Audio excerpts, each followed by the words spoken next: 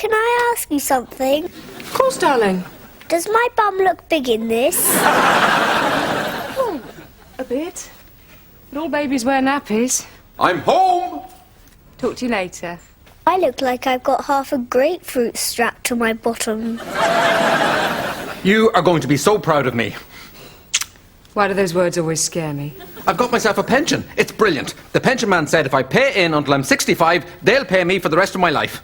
That's 897 years! Fantastic. I know, and even better, I've got myself some life insurance. George, there's no point. You'll never collect. Oh, I will with this one. The way he explained it was like this. I pay them £100 a month, and then if I fall under a bus, they'll pay you £60,000. So, I paid him the £100 and I went straight out and fell under the first bus I could find. You can collect whenever you like. Oh, God. Anyway, there's no evidence, is there? There is, look. And the driver's a witness. I would have got a statement, only he fainted when I approached him. George, you're missing the point. They only pay out if you fall under a bus and kick the bucket at the same time. Seems very complicated, but I'll have a go. No, I mean you have to die. When he said fall under a bus, he was using a euphemism. He said it to be tactful. Doesn't sound very tactful to me, telling me to fall under a bus. Well, no. Are you sure about this, Janet? There's nothing in the small print about having to die. No, that's because it's in the big print. Look, this policy matures upon your death. But I never read the big print. You've always told me to read the small print. George, you really are the end sometimes. Just cancel it, OK? Because it's not going to pay out unless you die, and I can't see that happening, can you? So will you do that for me? There's usually a cooling-off period of a couple of weeks, so there shouldn't be a problem. You can probably do it over the phone, if you like. Do you want to give them a ring now, George? George? George, it's no good pretending to be dead. They're not going to fall for that. George? George? He's dead, Tyler. There's no pulse, no breath, no heartbeat. There's nothing at all. Oh, don't worry, Janice, all's not lost. If you just replace his fuse, he'll be fine. Fuse? What fuse? Oh, sorry, that's Kettles. He really is dead. I know. But how? I don't know. Well, what am I going to do? He was my best friend. My only friend. What am I going to do now? Oh, there, Tyler. Master, come back to me, please, come back to me. It's all right. Oh, it's all right for you. You don't know how it feels. I know, but... Come on, I'm his wife. Of course I know how it feels. Oh, yeah, I suppose you do. You should be comforting me. Of course, because now he's gone. It's the end of your life. You'll never meet anyone as good. You'll never marry again. You'll know only sadness and regret and aching loneliness. Yeah, that's enough comforting, thank you. Oh, my God. Ollie. What do I tell him? Whatever happens, Janice, you mustn't lie to him. Right. Because when I was 6, I came home one day, and my father wasn't there. My mother sat me down and she told me he'd gone away. To Venus to fight the Mekon's evil empire. And I was always grateful that she told me the truth. Right. Because if she'd lied and told me he'd just died, I'd have been devastated. Of course. Might have gone mad even. Heaven forbid. I'll tell Ollie now. Tell him what? Tell him you're dead. George? What? Tyler, has he just come back to life or am I hallucinating? Don't ask me, I'm hallucinating all the time. George? Oh, thank God.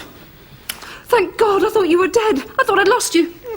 I thought I'd lost you forever. What happened? I don't know, but I must do it more often. Hi, Tyler. Oh, Master, you were dead and have come back to life. Truly, you are just like he who went before you. Who's that? E.T. Praise be, Master. What is going on? George, it was awful. You'd stopped breathing. You had no signs of life. You were literally dead for 15 minutes. Oh, that, right. Do you mean know that? I've just got this slight heart defect in both hearts, nothing major. Nothing major. You were dead. Yes, but not for long. They always start up again. Why didn't you tell me? I couldn't. I was dead. No, I mean before. You should have warned me, George. Sorry. Mind you, you haven't always warned me. What do you mean? Like that time I came home and your hair had gone red. I dyed it. I didn't know that. I thought you'd got a disease of the head. You could have told me. I would have told you if you'd stopped screaming. I was scared. This heart defect, can you get it fixed? Yes, I'm down for an operation on Ultron. Don't worry, Janet. These heart failures, they're... George. George! Only joking.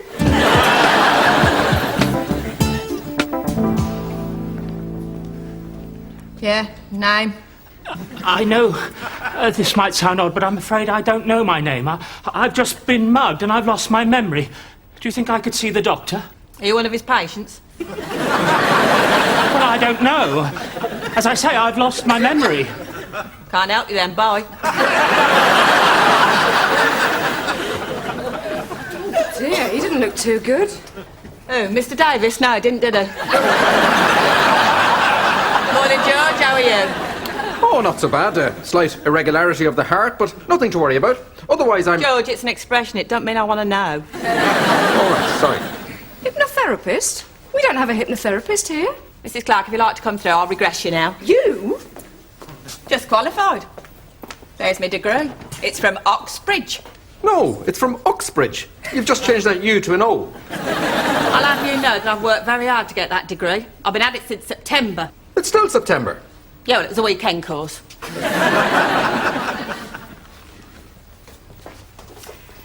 Right, Mrs. Clark. As you know, everything under the National Health Service is free. Thank you. But I'm not under the health service, so that's £30. Good. Now, look at my finger. As I count down, you'll start to feel very drowsy. 3, 2, 1. Excellent. Wow. Now, Mrs. Clark, do you have a sexual problem? Yes, I am frigid. I have never been able to respond to my husband. I see. You're going to help her with this. No, I'm just nosy. And I understand that you'd like to give up tobacco. That is right, yes. When you wake, you will find cigarettes disgusting. And you'll stop smoking. Oh, well done, Mrs. Raven. And start drinking instead. And you'll come back to me with your drink problem. Mrs. Raven, does Piers know about this hypnotherapy business? Yeah, he's very happy about it. Is he? Morning, all. Morning, Doctor. Piers, Mrs. Raven says you're happy for her to hypnotise people. Janet, she could do with the extra money. She's helping people in need, and she's providing a service which brings credit and prestige to the practice. You've hypnotised him as well. Oh, so he was the first. Oh, and Mrs. Raven, take this afternoon off. In fact, take every afternoon off. Thank you, Doctor. Oh, and can I just say, I'll be leaving at 3.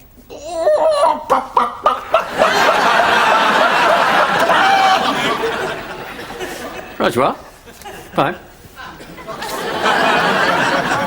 You just say the word 3 and he... I didn't do it in Tesco's yesterday. Now then, when I click my fingers, you'll wake.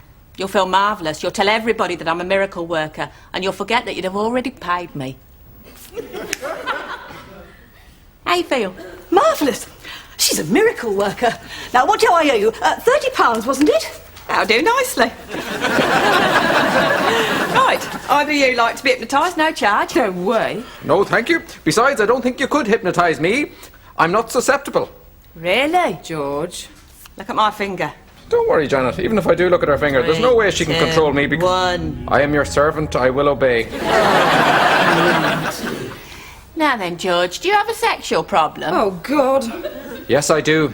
Ever since the baby arrived, we don't make love often enough. We're down to 28 times a week.